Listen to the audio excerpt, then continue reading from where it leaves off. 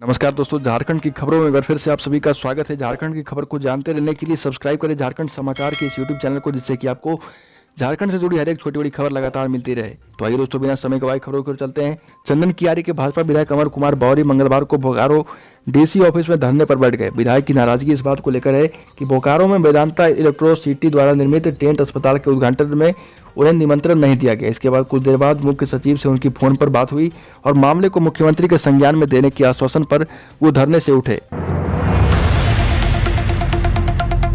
साथ ही दोस्तों, झारखंड के गढ़वा से सदर थाना क्षेत्र के तिलदाग गांव में पुलिस ने अवैध रूप से ब्लैक में शराब बेचने के आरोप में 2 लोगों को गिरफ्तार किया। इनके पास से 100 देसी शराब, 180 ml के तैस Imperial Blue, 5 piece Godfather can beer और 9 किंगफिशर बियर की बोतल बरामद की गई। जानकारी थाना प्रभारी संजय कुमार ने मंगलवार को दी। आरोपी लॉकडाउन की वजह से 2 बजे दुकान बंद होने के कारण अपने घर से ब्लैक में शराब की बिक्री करता था। साथ ही दोस्तों, झारखंड में मानसून 13-14 जून तक दस्तक दे सकता है। मानसून के आगमन के लिए बंगाल की खाड़ी में 11 जून तक एक कम दबाव का क्षेत्र बन रहा। मौसम वैज्ञानिक अभिषेक आनंद ने बताया कि बंगाल की खाड़ी में बन रहे कम दबाव के क्षेत्र के कारण राज्य में मानसून के आगमन को गति मिलेगी। वर्तमान में मानसून का असर लगभग पूरे दक्षिण भारत पर देखने के लिए मिल रहा है। अभिषेक आनंद ने बताया कि मंगलवार को पूर्वी सिंहभूम, पश्चिमी सिंहभूम, सिमडेगा, सरायकेला, खरसावा, रांची, बोकारो, धनबाद, रामगढ़, हजारीबाग, खूंटी, गुमला आदि इलाके में हल्के से मध्यम दर्जे की बारिश शुरू होकर बुधवार को खत्म होगी। साथ ही दोस्तों, रांची में नदी किनारे से बालू के उठाव पर रोक लगा दी गई। अब यह 10 जून से 15 अक्टूबर तक बालू का उठाव नहीं होगा। साथ ही दोस्तों, राज्यों को मुफ्त में वैक्सीन देने के ऐलान के अगले ही दिन केंद्र सरकार ने वैक्सीन का एक बड़ा ऑर्डर दिया है। स्वास्थ्य मंत्रालय ने मंगलवार को 44 करोड़ वैक्सीन का ऑर्डर जारी किया। इसमें 25 करोड़ कोविशील्ड और 19 करोड़ कोवैक्सीन शामिल है। सरकार ने कंपनियों को ऑर्डर की 30% रकम भी एडवांस में जारी कर दी है। प्रधानमंत्री नरेंद्र मोदी ने सोमवार राष्ट्र के नाम संदेश में ऐलान किया था कि 21 जून से 18 साल से ज़्यादा उम्र वालों को फ्री में वैक्सीन का फायदा मिलेगा। साथ ही दोस्तों, देश में कोरोना की दूसरी लहर कमजोर होने से नए केस लगातार कम हो रहे। तीसरी लहर में बच्चों पर इसके बुरे असर की खबरों के बीच सरकार ने राहत भरा दावा किया है। एम्स के डायरेक्टर डॉक्टर रणदीप गुलेरिया ने मंगलवार को बताया कि भारत या दुनिया के मामले देखें तो अब तक ऐसा कोई डेटा नहीं आया जिसमें दिखाया गया है कि बच्चों में अब ज़्यादा गंभीर संक्रमण है। अभी ऐसे सबूत नहीं है कि अगर कोविड की अगली लहर आएगी तो बच्चों में ज़्यादा गंभीर संक्रमण होगा। और वो कोरोना के हालात पर होने वाली नियमित प्रेस कॉन्फ्रेंस में ये बातें कही। वहीं तो झारखंड के जिले के सिमरिया स्थित ITI कॉलेज में संचालित कोविड सेंटर में ड्यूटी पर तैनात CRPF 190 बटालियन के एक जवान ने अपने ही यूनिट की एक रसोइया की गोली मारकर हत्या कर दी। इसके बाद जवान ने खुद को भी गोली मारकर सुसाइड कर लिया। किसी बात को लेकर जवान कालूराम गुर्जर व रसोइया रविंद्र कुमार सिंह के बीच बहस हुई थी। इसी के बाद जवान ने इस घटना को अंजाम दिया। दोस्तों, रांची में नदी किनारे से बालू के उठाव पर रोक लगा दी गई। यहाँ अब 10 जून से 15 अक्टूबर तक बालू का उठाव नहीं होगा। इस संबंध में राज्य के DC छवि रंजन ने मंगलवार को आदेश जारी कर दिया है। साथ ही उन्होंने जिला खनन पदाधिकारी को निर्देश दिया है कि वो ऐसे इलाकों का औचक निरीक्षण करें जहां अवैध उठाव किया जा रहा है, दोषियों के खिलाफ कार्रवाई करें। साथ ही साथ DC ने कहा कि जिले में हर हाल में नेशनल ग्रीन ट्रिब्यूनल के निर्देशों का पालन कराना आवश्यक होगा। वहीं तो रांची के पंडरा OP थाना में एक व्यक्ति ने फंदे से झूलकर आत्महत्या कर ली। मृतक की पहचान ओम प्रकाश सिंह उर्फ विजय सिंह के रूप में हुई। वह मुख्य रूप से बिहार का रहने वाला था। वह इस बात से नाराज चल रहा था कि उसकी पत्नी उसे छोड़कर बच्चों के साथ मायके चली गई। वह अपनी पत्नी के साथ पिछले 10 साल से यहाँ रह रहा था और एक ट्रांसपोर्ट कंपनी में ड्राइवरी का काम किया करता था।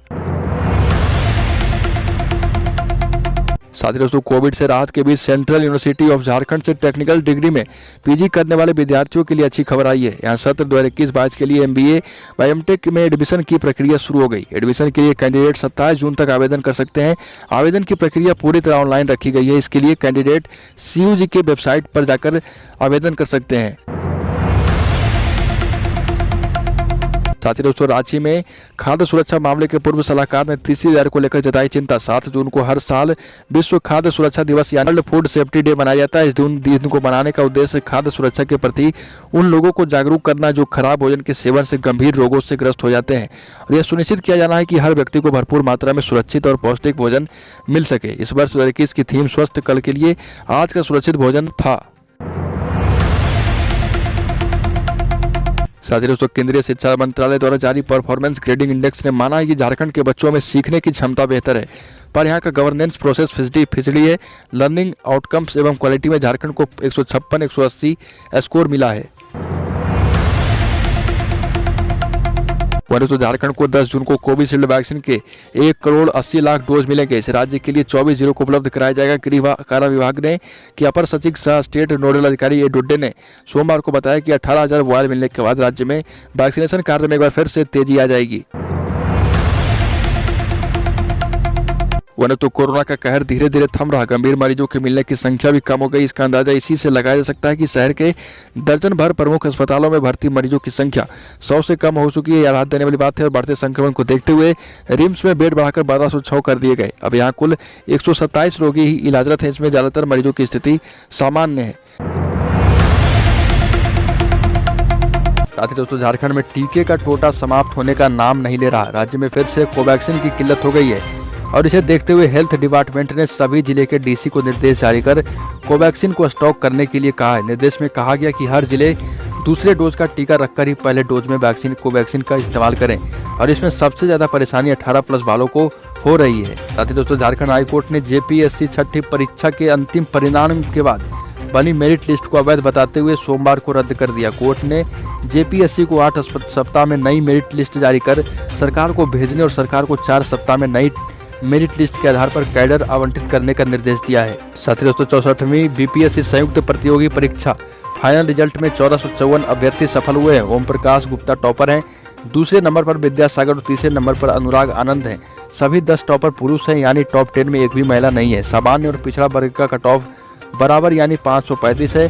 कुल 1464 पदों की रिक्ति निकाली गई थी। रविवार को बीपीएससी ने रिजल्ट जारी कर दिया है। वहीं तो रांची यूनिवर्सिटी के मोहराबादी कैंपस स्थित भूमि पर कब्जा करना नई बात नहीं रह गई। यह परंपरा बरसों से चली आ रही। मोहराबादी कैंपस स्थित पीजीटीआरएल डिपार्टमेंट के आगे में 3 दुकानें पहले से बनी हुई है। इसे तोड़कर अब 3 की जगह 6 अवैध दुकानों का निर्माण किया जा रहा। निर्माण कार्य अंतिम चरण में पहुंच जाने के बाद विश्वविद्यालय प्रशासन की नींद खुली है। साथ ही दोस्तों धनबाद से अगली खबर, घास पत्ते पौधे की डंडी जैसे एग्रीकल्चर वेस्ट हो या फिर आलू साग सब्जियों की डंडी जैसे किचन वेस्ट, अब यह सब बेकार नहीं जाएगा बल्कि इससे बायो एथेनॉल बनेगा। वहीं एथेनॉल जिसका उपयोग कोरोना संक्रमण से बचाव के लिए सैनिटाइजर बनाने में किया जा रहा है। निदेशक डॉक्टर प्रदीप कुमार सिंह के दिशा निर्देशन में सिम्फर की एक टीम को प्रारंभिक चरण में सफलता भी मिल चुकी है। साथ ही दोस्तों धनबाद के टुंडी थाना में बैरगनिया पंचायत के नांगरडी में एक अवैध शराब फैक्ट्री का उद्भेदन किया गया है। हालांकि इस मामले में किसी की गिरफ्तारी नहीं हो सकी। टुंडी पुलिस ने रविवार की रात गुप्त सूचना के आधार पर नारंगडी गांव के गोड़ा बेसरा नामक एक व्यक्ति के घर पर छापेमारी की। यह एक उग्रवाद प्रभावित क्षेत्र है। जिस घर की तलाशी लेनी थी उसमें ताला बंद है, जिसके बाद पुलिस ने यह कार्रवाई की है। वहीं तो प्रधानमंत्री नरेंद्र मोदी ने सोमवार को राष्ट्र को संबोधित करते हुए 32 मिनट के बाद इस संबोधन में उन्होंने 2 बड़े ऐलान किए। पहला कि सभी राज्यों को केंद्र की ओर से मुफ्त में वैक्सीन दी जाएगी और राज्यों को अब इसके लिए कुछ खर्च नहीं करना पड़ेगा। दूसरा कि देश के 80 करोड़ गरीब लोगों को नवंबर यानी दिवाली तक मुफ्त राशन दिया जाएगा। मोदी ने कहा कि कोरोना की दूसरी वेव और इससे हमारी लड़ाई जारी है। दुनिया के अनेक देशों की तरह भारत भी इस लड़ाई के दौरान बड़ी पीड़ा से गुजरा है और इनमें से कई लोगों ने अपने परिजनों और परिचितों को खोया है। ऐसे सभी परिवारों के साथ नरेंद्र मोदी ने कहा कि उनकी पूरी संवेदनाएं हैं। वहीं दोस्तों झारखंड की ट्रांसमिशन लाइन का काम बंगाल में रुक गया है और गोविंदपुर चंदन कियारी धनबाद ट्रांसमिशन लाइन बंगाल के पुरुलिया से लेकर 6 किलोमीटर की दूरी तक ट्रांसमिशन लाइन का 26 टावर गुजर रहा है। झारखंड ऊर्जा विभाग इस अवरोध को दूर करने में जुटा है। वहीं तो बीजेपी एमएलए राज सिन्हा का विरोध करना अमरजीत को पड़ा भारी। ओबीसी मोर्चा से पता साहब विधायक राज सिन्हा कांग्रेस के कोविड वॉर रूम चले गए थे। वहां कुछ परिचित कांग्रेस कार्यकर्ताओं से मिलने चंद्रवासी ने इसे सोशल मीडिया पर रखते हुए कहा था कि विधायक सिर्फ उन्हीं लोगों के साथ मिल रहे जो बीजेपी के विरोधी हैं। साथ ही दोस्तों उमाकांत तिवारी 6 साल के लिए झामुमो से निष्कासित, मंत्री के आदेश पर निर्णय वापस गढ़वा के झारखंड मुक्ति मोर्चा के जिलाध्यक्ष ने उमाकांत को पार्टी से निकाला है और कहा गया कि वह पार्टी विरोधी रहे हैं तथा पहले से भी विरोध करने संबंधी शिकायतें मिलती रही है। साथ ही दोस्तों पीएलएफआई उग्रवादियों ने फिर से पुल निर्माण स्थल पर किया हमला, मिक्सर मशीन व ट्रैक्टर जलाने का प्रयास। पीएलएफआई के उग्रवादियों ने घटनास्थल पर हस्तलिखित पर्चा भी फेंका है। लवालौंग थाना से घटनास्थल की दूरी करीब 2 किलोमीटर है। मंगरदहा नदी पर यह घटना बताई जाती है। वहीं तो BPSC 64th exam final result घोषित। टुंडी के विश्वजीत पंडित ने हासिल किया 546वां स्थान। पूर्व सांसद ने दी बधाई। विश्वजीत ने प्रथम से 7वीं कक्षा की पढ़ाई विकास विद्यालय धनबाद से की। वहीं 8वीं से मैट्रिक, डीएवी और आईएससी 2 बल्कि पब्लिक स्कूल से किए। कटक से बीटेक की पढ़ाई कर दिल्ली मुखर्जी नगर में आगे की तैयारी जारी करते रहे। इसके बाद उन्होंने ये बड़ी सफलता हासिल की है।